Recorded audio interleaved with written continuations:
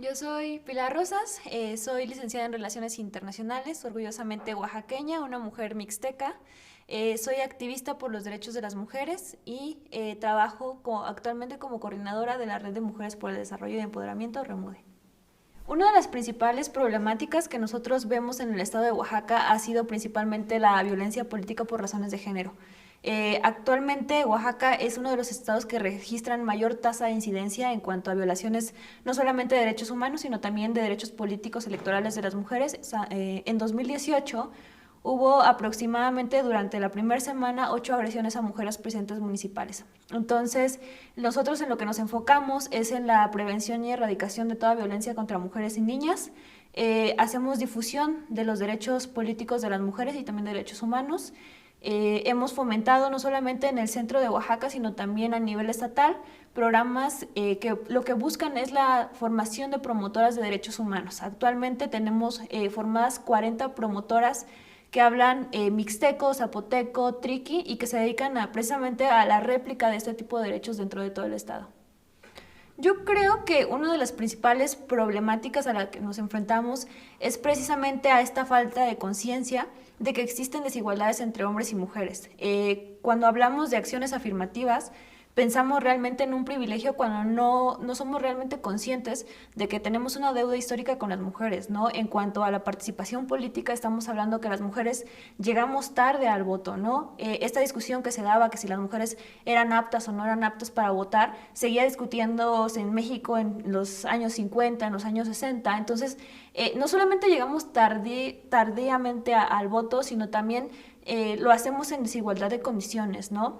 Bien lo documenta una catedrática oaxaqueña, Margarita Dalton. Margarita Dalton lo que explica es que hay dos maneras en las que las mujeres acceden al poder. Primero, de manera directa, a través de lazos familiares, por ser primas, por ser esposas, y en una segunda instancia, acceden al poder precisamente mediante este juego político, ¿no?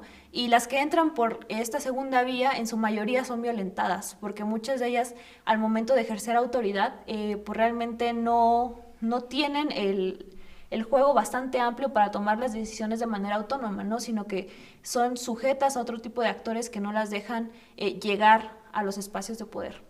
Una de las principales problemáticas que creo que existe y es a nivel nacional es que las mujeres de manera histórica no hemos poseído la tierra. La tierra sigue en manos de los varones y precisamente ahí cuando se llega al tema de la asamblea es en donde las mujeres realmente tienen voz pero no tienen voto, ¿no? Pasa por ejemplo con los bienes comunales, en los que poseen la tierra son los que realmente pueden votar, pueden decidir y pueden hacer. Pero, por ejemplo, tenemos otros casos como San Pedro y San Pablo Ayutla, en donde la participación de las mujeres es fundamental. En San Pedro y San Pablo Ayutla llevamos un largo historial de mujeres que participan en política, ¿no? Y no solamente que participan en los grados digamos, de representación proporcional, ¿no? Como podrían ser, por ejemplo, presidenta municipal, sino, por ejemplo, también se inmiscuyen en otro tipo de cargos, como lo pueden ser, por ejemplo, los topiles, esta figura de policía que se da en las comunidades, pero que históricamente ha estado en manos de hombres, ¿no? Porque bien lo dice Margarita Dalton en sus estudios que ha hecho desde los años 90 hasta actualmente, las mujeres llegamos segmentadas al espacio político. Cuando llegamos nos asignan roles que siguen perpetuando estereotipos de cuidado, ¿no? Nos dan la regiduría de salud, la regiduría de educación, pero pocas veces vemos a mujeres, por ejemplo, en órganos de impartición de justicia, ¿no? O en órganos que se dediquen a, por ejemplo, a las finanzas. Entonces, creo que uno de los retos que se han enfrentado en Oaxaca precisamente es eso, ¿no? El que cada día sean más mujeres las que estén insertas, no solamente en el espacio público o en el funcionariado público, sino en el de la toma de decisiones. Como en todos los casos hay buenas y malas prácticas. En el caso, por ejemplo, de San Pedro y San Pablo Ayutla, lo que ha ayudado mucho es precisamente esta toma de conciencia de que las mujeres no solamente tienen voz, sino también tienen voto, ¿no? Una forma que se me hace bastante interesante y en la que hemos incidido nosotras como red es precisamente en que todas las personas, todos los derechos, ¿no? Y más cuando hablamos de mujeres, tenemos que ser sujetas políticas. Y cuando hablo de sujetas políticas, no solamente me refiero a un partido político o a hacer una campaña política, ¿no? Sino que nuestra vida gira en torno a una forma de hacer política porque en las comunidades realmente existen diferentes dinámicas de hacer política, más allá de la forma de gobierno que podría ser, por ejemplo, los presidentes, los regidores, también existen, por ejemplo, los comités de salud, los comités de la primaria, de la secundaria, que también ejercen cierto juego político. Yo creo que una de las formas en las que podríamos incidir precisamente sería a través de replicar todos estos derechos que tienen las mujeres, ¿no? Precisamente porque el desconocimiento de los derechos es una de las principales causas del no ejercicio. Y una de las grandes dificultades que, por ejemplo, nosotros encontramos en Oaxaca es precisamente el tema de las lenguas, ¿no?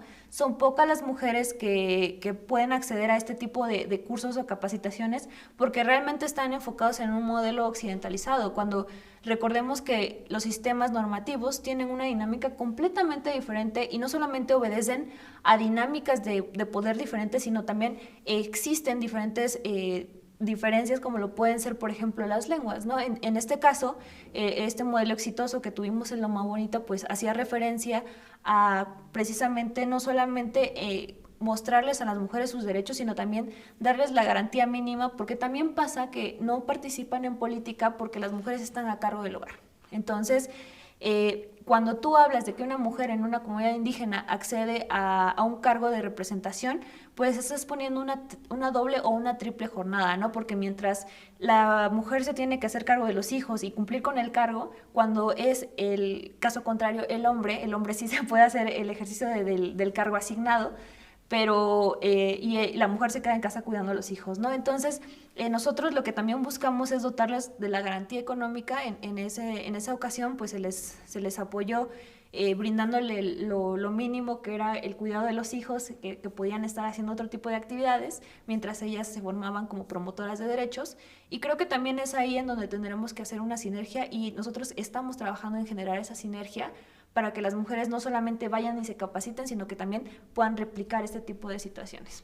Con algunas redes, tenemos algunas integrantes de la red que hablan mixteco o zapoteco, pero también la idea que tenemos y el proyecto que tenemos para este año es trabajar con algunas organizaciones aliadas que nos permitan precisamente, ¿no?, esta interpretación a otro tipo de lenguas, ¿no? En Oaxaca estamos hablando que tenemos una variedad lingüística bastante amplia, no solamente es mixteco, ¿no?, sino es mixteco de la alta, mixteco de la mixteca baja. Entonces es un reto bastante interesante y yo creo que también es una forma en la que tenemos que llamar a la formulación de políticas públicas con un enfoque multicultural.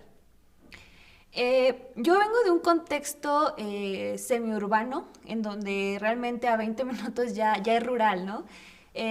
La principal problemática que enfrentan los jóvenes mixtecos, como es mi caso, es que tenemos que emigrar a otro tipo de espacios para poder formarnos. En mi caso, pues tuve que emigrar a la ciudad de Puebla, y cuando estoy en esta dinámica de estar en otra ciudad completamente diferente, llego a lo que son los estudios de género, ¿no? Mi formación es internacionalista, sin embargo, me empiezo a inmiscuir en la parte de género y me hacía mucho sentido con mi vida, porque mis abuelos fueron campesinos. Entonces, empieza mi formación desde primero desde mi propia historia y después desde la parte política y teórica, ¿no? De ver a mi alrededor, ver cuáles son las condiciones. Y es ahí cuando yo me empiezo a identificar como una mujer feminista y de izquierda, ¿no? Porque mi abuelo, esta frase se me quedó mucho, mi abuelo decía que no sabía qué era ser de izquierda, pero que sabía que ser de izquierda era estar del lado de la gente buena y de las causas justas, ¿no? Y yo creo fervientemente en lo que él decía.